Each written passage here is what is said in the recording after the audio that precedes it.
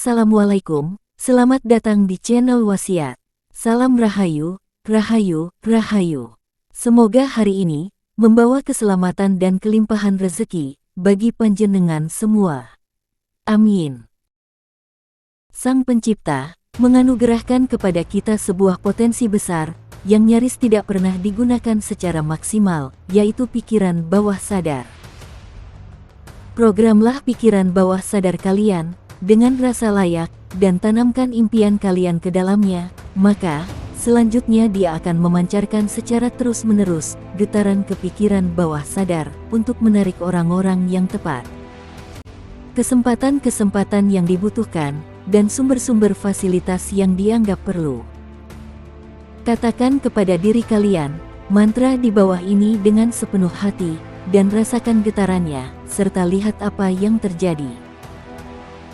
Saya layak sukses. Saya sangat mampu, karena memang seharusnya demikian. Saya hidup dalam kelimpahan terus-menerus. Saya kuat, saya percaya diri, saya tenang, saya bahagia, saya dicintai. Setiap kali memiliki mimpi, maka lemparkanlah afirmasi yang akan bertindak sebagai mantra. Sertai dengan energi keyakinan yang berlimpah. Semakin sering kalian meyakini dan mengatakan afirmasi itu, hal yang akan terjadi adalah kalian akan ditarik menuju impian tersebut. Hukum tarik-menarik atau the law of attraction adalah proses di mana kita memikirkan hal-hal positif yang akan membawa dampak baik ke depannya. Hukum tarik-menarik ini juga dapat diartikan sebagai sebuah kemampuan kita untuk menarik suatu hal yang ingin kita wujudkan.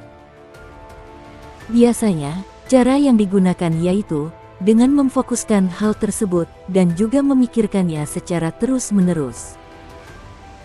Hukum tarik-menarik ini belum ditemukan bukti nyata menurut ilmiah.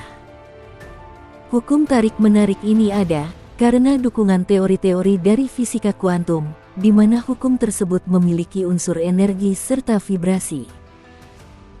Menurut seorang pelatih kesehatan spiritual, hukum tarik-menarik ini merupakan sebuah prinsip like attracts like. Prinsip tersebut berarti apa yang kita lepaskan di alam semesta akan kita terima lagi oleh segala sesuatu. Meskipun penjelasan ilmiah mengenai hukum tarik-menarik ini belum ada, namun beberapa penelitian mengenai psikologi mendukung pemikiran positif serta visualisasinya. Setiap orang memiliki pintu rezeki masing-masing. Begitupun dengan nasib seseorang, di mana hal itu sudah ditentukan oleh Yang Maha Kuasa. Namun demikian, banyak orang sukses memberi referensi soal doa penarik rezeki dan uang bisa dibaca tiap hari. Banyak orang mencari doa memanggil khodam uang, cara memanggil uang dalam semalam, amalan khodam duit, dan sebagainya. Karena, seperti kata pepatah orang banyak, uang bukan segalanya di dunia, tetapi segalanya sekarang butuh uang. Bicara mantra penarik kekayaan dan kemakmuran, akan selalu menarik untuk dibahas. Sebab, amalan penarik uang nyatanya ada, dan ini menjadi salah satu ajian yang banyak dicari oleh orang.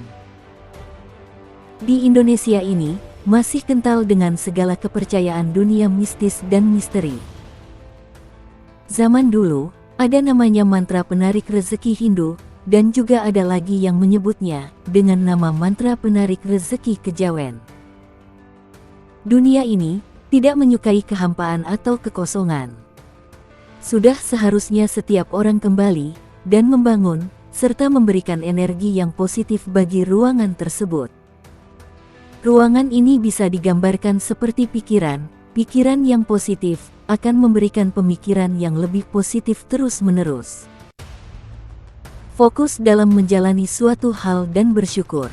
Biarlah yang terjadi hari ini, terjadi, dan pikirkanlah esok hari di hari esok. Rasa syukur menjadi jalan untuk mencapai ketenangan, kedamaian, dan kebahagiaan dalam hidup. Proses ini mengajak manusia untuk melihat hidup secara keseluruhan, dan menemukan hal-hal kecil maupun besar yang mampu untuk disyukuri. Bersyukur bukan hanya sebatas mendorong diri kita untuk melihat segala sesuatu dengan positif, namun bagaimana cara kita menemukan harapan dalam setiap keadaan. Fokus dalam pemikiran kita akan sejalan dengan semesta dan akan mewujudkan pemikiran tersebut dalam realitas kita. Menciptakan rasa percaya bahwa kita sudah mendapatkannya. Kita bisa mendapatkan apa yang kita inginkan dengan merasa yakin dan percaya bahwa kita telah memiliki hal tersebut. Saat hal itu dilakukan, secara otomatis akan bekerja, mengarahkan situasi, orang, dan peristiwa agar datang kepada kita untuk menerima apa yang diinginkan. Merelakan hal yang kita inginkan untuk kemudian dapat menerima atau merelakannya. Terkadang, kita tidak yakin dapat meraih apa yang kita inginkan. Itu sebabnya, banyak orang yang gagal di proses ini karena merelakan adalah hal yang paling sulit dalam hal ini. Seperti kata pepatah, terkadang kita perlu menghancurkan sesuatu untuk dapat memulai lembaran baru. Tidak ada salahnya bila kita melihat kembali bagaimana pencapaian dan kegagalan yang kita rasakan sejauh ini. Memelihara kesehatan mental dan emosi dapat membantu kita untuk kembali menemukan jati diri kita dan menyelesaikan segala yang belum tuntas. Biarkan diri kita menjelajahi emosi, perasaan, hingga masalah yang sedang dirasakan, lalu tata ulang kembali hidup kita setelah menghancurkannya melalui refleksi diri.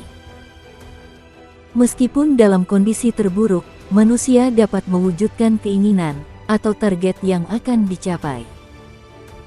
Namun, prosesnya tidak akan mudah.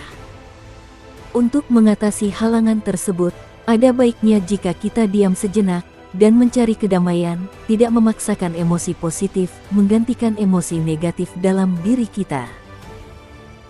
Bila dilakukan dengan tepat, hal ini dapat membantu manusia merasa bahagia dalam pikiran yang damai dan selaras dengan kehidupan.